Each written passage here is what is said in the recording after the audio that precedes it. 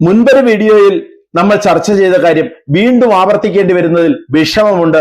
ഒരേ കാര്യം തന്നെ വീണ്ടും പറയേണ്ടി വരുന്നതിൽ പക്ഷേ നിവർത്തിയില്ല, പറയാതെ കഴിയില്ല. താൽക്കാലിക ജീവനക്കാരെ രാഷ്ട്രീയം നോക്കി സ്ഥിര ജീവനക്കാരാക്കാൻ ഇടപെടുന്ന സർക്കാരിന്റെ വിവിധ തസ്തികകളിലേക്ക് താൽക്കാലികക്കാരെ ഉറപ്പിക്കുന്നു. എവിടുന്നാണ് ഈ താൽക്കാലികക്കാർ? ഞാൻ അവർക്ക് എതിരൊന്നുമല്ല, എങ്കിലും പറയുകയാണ്, രാഷ്ട്രീയ നിയമനം തന്നെയാണ് അതിൽ പലതും. 95% മാറി മാറി ഭരിക്കുന്ന സർക്കാർ അവരുടെ രാഷ്ട്രീയം നോക്കി അവരുടെ പിണിയാളുകളെ നിയമിക്കുന്നു താൽക്കാലിക ജീവനക്കാരായി. അവർ 10 വർഷം അല്ലെങ്കിൽ 12 വർഷം ജോലി ചെയ്തു കഴിഞ്ഞാൽ അവരെ സ്ഥിരം ജീവനക്കാരായി നിയമിക്കുന്നു. PSC റാങ്ക് ലിസ്റ്റ് നിലവിലുള്ളപ്പോഴാണ്. 1ാം റാങ്കുകാരെ പോലും നിയമിക്കാൻ സർക്കാർ ഇടപെടാത്ത ഈ സമയത്താണ് താൽക്കാലിക ജീവനക്കാരെ നിയമിക്കാനുള്ള അവസാനവട്ട പണികൾ, മിനുക്കുപണികൾ ഇപ്പോൾ നടക്കുന്നത്.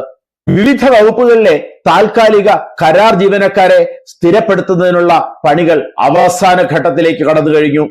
PSC റാങ്ക് ലിസ്റ്റിലുള്ളവരുടെ നെഞ്ചിൽ തീ കത്തിച്ചുകൊണ്ട്, അവരുടെ സ്വപ്നങ്ങളുടെ ചിറകരിഞ്ഞുകൊണ്ട് സർക്കാർ ഈ പ്രവൃത്തിയിലേക്ക് കടക്കുകയാണ്. 10 വർഷത്തിലേറെ സർവീസുള്ള കരാർ ജീവനക്കാർക്ക്, താൽക്കാലിക ജീവനക്കാർക്ക് ഏത് മാനദണ്ഡമനുസരിച്ച് സ്ഥിരം നിയമനമാക്കണം എന്ന രീതിയിൽ സർക്കാർ അവസാനവട്ട ചർച്ചകളിലേക്ക് കടന്നു കഴിഞ്ഞു. ഇലക്ഷൻ എടുക്കുന്ന ഈ സമയത്ത് എഴുത്തു പരീക്ഷ, ഇന്റർവ്യൂ തുടങ്ങിയ മാനദണ്ഡങ്ങൾ പാലിച്ച് കരാർ ജീവനക്കാരായവരുണ്ട്. വെറും രാഷ്ട്രീയ നിയമനത്തിൽ കരാർ ജീവനക്കാരായവരുണ്ട്. ഇവർ പരസ്പരം ആരോപണങ്ങൾ ഉന്നയിക്കുകയാണ്.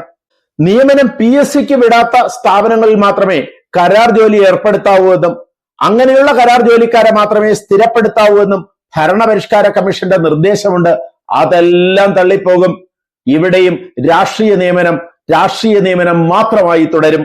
PSCക്ക് വിട്ട തസ്തികകളിൽ ഇത്തരത്തിലുള്ള സ്ഥിര നിയമനം പരിഗണിക്കരുത് എന്ന് ഹൈക്കോടതി ഉത്തരവുണ്ട്. എന്നാൽ സർക്കാരിന്റെ മുന്നിൽ ലിസ്റ്റിലുള്ള കൺസ്യൂമർ ഫെഡ്, മത്സ്യഫെഡ് എന്നിവയിലെ നിയമം PSCക്ക് വിട്ടതാണ്. അനധികൃതമായി താൽക്കാലികക്കാരെ സ്ഥിരം ജീവനക്കാരാക്കാനുള്ള ശ്രമം അവിടെയും നടക്കുന്നു. ഇതുകൂടാതെ നോർക്ക, സ്പോർട്സ് കൗൺസിൽ എന്നിവയിലെല്ലാം സ്ഥിര നിയമനത്തിന്റെ ഫയലുകൾ സർക്കാരിന്റെ മുന്നിലുണ്ട്. സ്പോർട്സ് കൗൺസിലിന്റെ കാര്യം കൂടുതൽ രസകരമാണ്. 10 താൽക്കാലിക ജീവനക്കാരെയാണ് സ്ഥിര നിയമനം ആക്കുന്നതിനുള്ള ശ്രമം. ഇതിൽ ഒരാൾ പോലും കായിക താരമില്ല എന്നുള്ളതാണ് ഏറ്റവും രസകരമായ കാര്യം. കായിക താരങ്ങളടക്കം 36 പേർ സ്പോർട്സ് കൗൺസിലിൽ വർഷങ്ങളായി ജോലി ചെയ്യുന്നുണ്ട്. അവരെ പരിഗണിക്കാതെ രാഷ്ട്രീയ താല്പര്യം നോക്കി മാത്രം ഈ സർക്കാരിന്റെ കാലത്ത് നിയമിച്ചവരെയാണ് ഇപ്പോൾ സ്ഥിരപ്പെടുത്തുന്നതിന് പരിഗണിക്കുന്നത്. മാനുഷിക പരിഗണന മുൻനിർത്തി മുൻപ് ഹൈക്കോടതി ഇത് അംഗീകരിച്ചതാണ്. പക്ഷേ ഇത്തരം നിയമനം ആ ഒരൊറ്റ പ്രാവശ്യത്തേക്ക് മാത്രമാണ് എന്ന് ഹൈക്കോടതി അന്ന് വ്യക്തമാക്കിയിരുന്നു. അതുകൊണ്ട് തന്നെ ഇപ്പോഴത്തെ സ്ഥിര നിയമന തീരുമാനങ്ങൾ മന്ത്രിസഭ അംഗീകരിച്ചാലും കോടതി കയറാനുള്ള സാധ്യത വളരെയേറെയാണ്. കേരളത്തിന്റെ ചരിത്രത്തിലെ ഏറ്റവും വലിയ സ്ഥിര നിയമനത്തിലേക്കാണ്, കരാർ ജോലിക്കാരുടെ അല്ലെങ്കിൽ താൽക്കാലിക തൊഴിലാളികളുടെ സ്ഥിര നിയമനത്തിലേക്കാണ് സർക്കാർ കടക്കുന്നത്.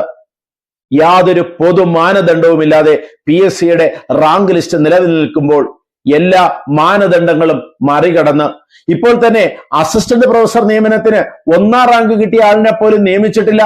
ആ റാങ്ക് ലിസ്റ്റിന്റെ കാലാവധി ഇതാ കഴിയാൻ പോവുകയാണ്. അങ്ങനെ ഒരു ഒഴിവില്ല എങ്കിൽ, അങ്ങനെ ഒരു വേക്കൻസി ഇല്ല എങ്കിൽ എന്തിനാണ് സർക്കാർ ഇത്രയും ഉദ്യോഗാർത്ഥികളെ വിളിച്ചു വരുത്തി പരീക്ഷ നടത്തിയത്, ഇന്റർവ്യൂ നടത്തിയത്, റാങ്ക് ലിസ്റ്റ് ഇട്ടത്, ആ യുവാക്കൾക്ക് സ്വപ്നങ്ങൾ പകർന്നു നൽകിയത്? എന്തിനാണ് അവരുടെ സ്വപ്നങ്ങളെ ചവിട്ടിക്കൊഴിച്ചത്?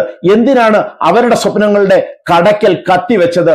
എന്തിനാണ് അവരെ ജീവിതത്തിൽ ഒരിക്കലും സ്വപ്നം കാണാൻ കഴിയാത്തവരാക്കി മാറ്റിയത്?